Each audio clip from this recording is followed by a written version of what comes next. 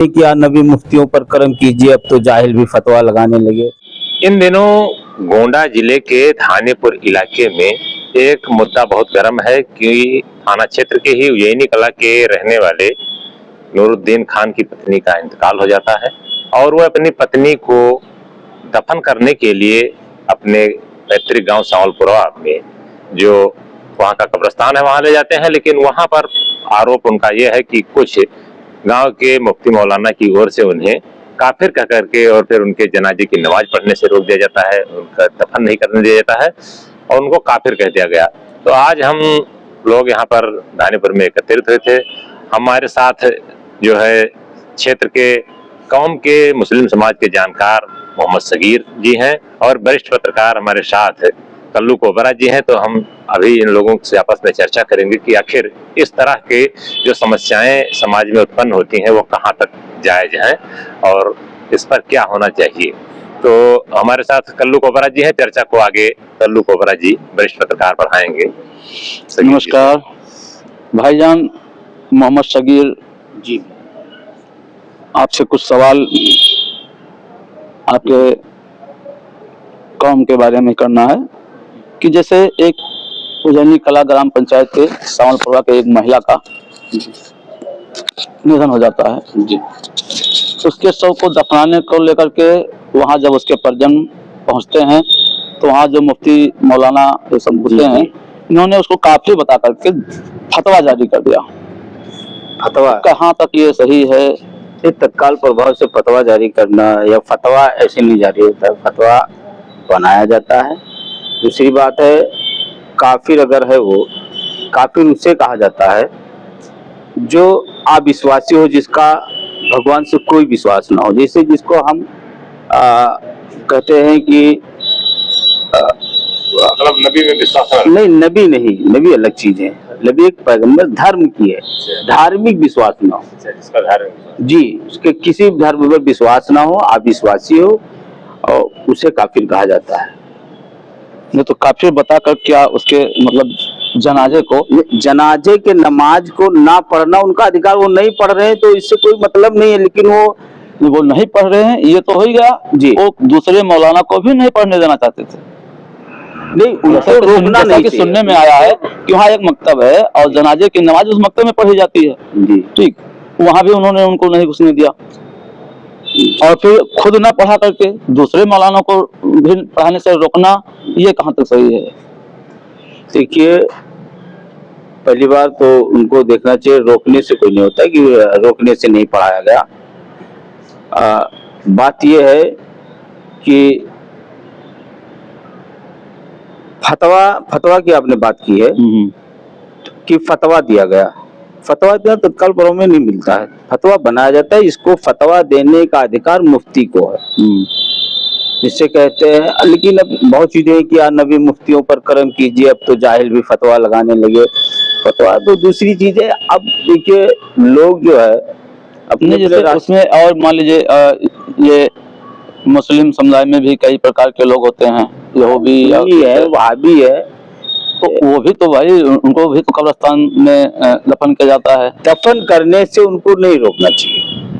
उन्होंने वो नहीं पढ़ रहे हैं या नहीं, वो तो चीजें उनको दिखनी कि भैया वो कैसा था कैसी नहीं थी, वो काफिर थी, कहीं नमाज नहीं पढ़ती, मजहब को नहीं मान रही थी, धर्म के विरुद्ध थी या धर्म के विरुद्ध था, तो उनका अधिकार वो नहीं पढ़ा रहे हैं तो कोई बड़ी बात नहीं भैया, नहीं पढ़ा रहे, कोई दूसरा पढ़ाना चाहिए। दूसरा भी नहीं पढ़ा, नहीं दूसरे को पढ़ाने से रोकना भी अनुचित है। तो क्या पढ़ाया नहीं गया?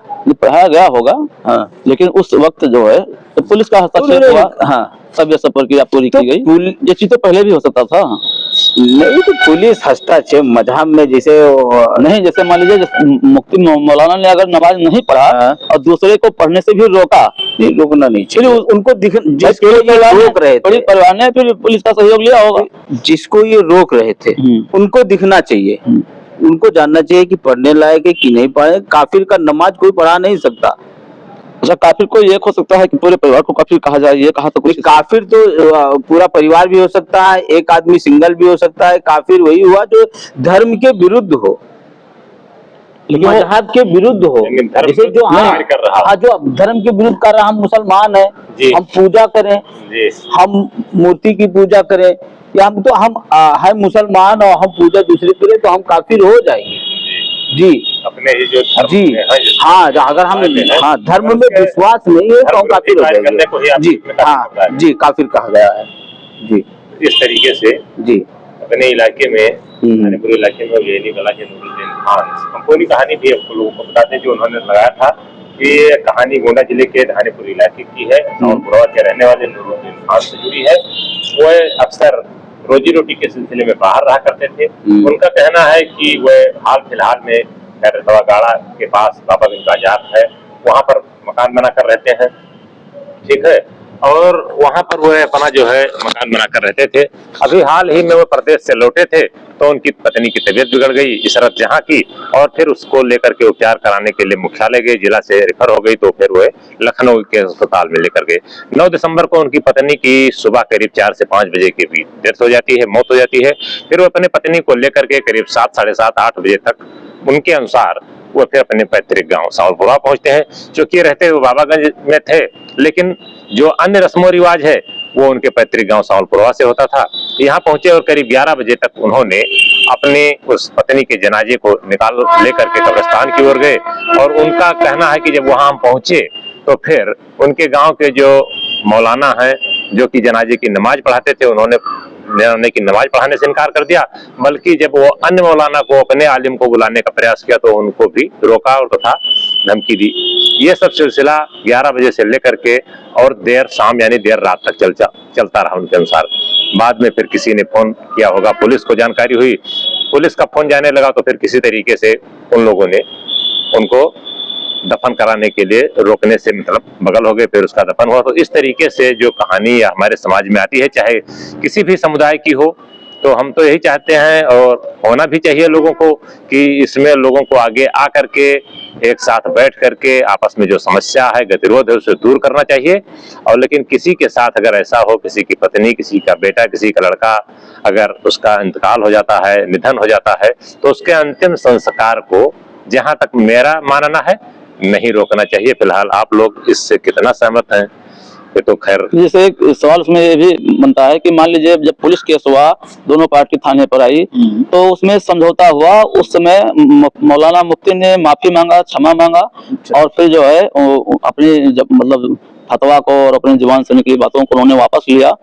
तो उन पर भी तो कुछ कार्रवाई होना चाहिए कि ऐसे किसी पर फतवा लगाना, ऐसे किसी को काफिर कहना, बाद में जैसे उन्होंने दफन होने के पश्चात उन्होंने ऐसा कार्य किया, उन्होंने सरेंडर किया, फिर क्षमा मांगा, हाँ, फिर अपनी बातों को वापस या लिया। फिर वो ये देखिए वो प्योरिटी नहीं रही होगी, वो रियलिटी नहीं रही होगी, क्योंकि स्टैंड तो इनको जैसे मान लीजिए मौलाना मुफ्ती को ये अधिकार मिला है कि काफिर बताने के उनके पास, मौलाना को नहीं तो उन पर भी तो आपके कौम के द्वारा कुछ ना कुछ ऐसी शक्ति दिखानी चाहिए, या ऐसा कोई नियम कानून बनाना चाहिए कि भाई ऐसे आप किसी को ना कहें, और कहे हैं तो उसके लिए भी उनको कुछ दंड मिलना चाहिए।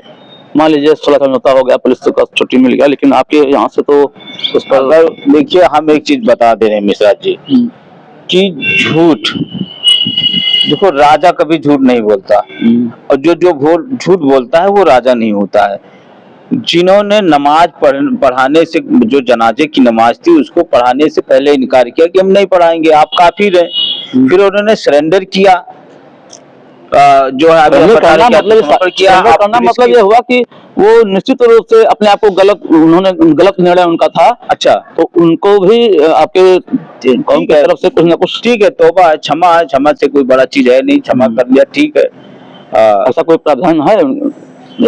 ऐसा कोई नहीं है। जैसे देखिए ना तो मौलाना को, ना तो कारी को है, ना फिर हाफिज को है, किसी को सिर्फ फतवा देना मुफ्ती के हाथ में होता। मुफ्ती ये सब अलग अलग जो है डिग्री है, अलग अलग क्राइटेरिया, ऐसा नहीं कि सब नहीं दे सकते, सिर्फ मुफ्ती ही फतवा दे सकता है। और वो फतवा तत्काल प्रभाव में नहीं बनता। फतवा जैसे बरेलवी हो, तमाम चीजें हैं बहुत बड़ी बड़ी, इसमें हम नहीं जाना चाहते। और थोड़ी सी चीजें कि उन्होंने नहीं पढ़ाया या फिर किसी को रोका, बाद में सरेंडर किया, क्षमा मांगा, तो ये चीजें हमें समझ में नहीं आती। हम वहां गए भी नहीं थे, प्रश्न हमको इतनी जुड़ी, इसलिए हम इस विषय पे ज्यादा बात नहीं करेंगे। हम सिर्फ काफिर का, कौन काफिर है कौन काफिर नहीं है, वो हम बता रहे हैं। जो अपनी मजहब से बिछड़ के अपनी मार्गदर्शन को छोड़कर और भगवान में, अल्लाह में विश्वास ना हो, उसी को काफिर कहते हैं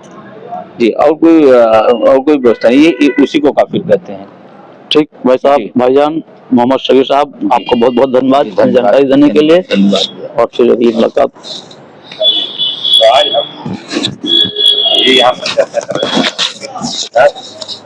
तो अगर ये वीडियो प्रसारित होता है तो आप लोग अपनी राय कमेंट बॉक्स में जरूर बताएं, खबरों को शेयर करें, फॉलो करें, लाइक करें और अपने क्षेत्र की समस्याओं के बारे में भी आप लोग अवगत कराते रहें, ताकि समय समय पर वहाँ की समस्याओं को प्रमुखता से उठाया जा सके।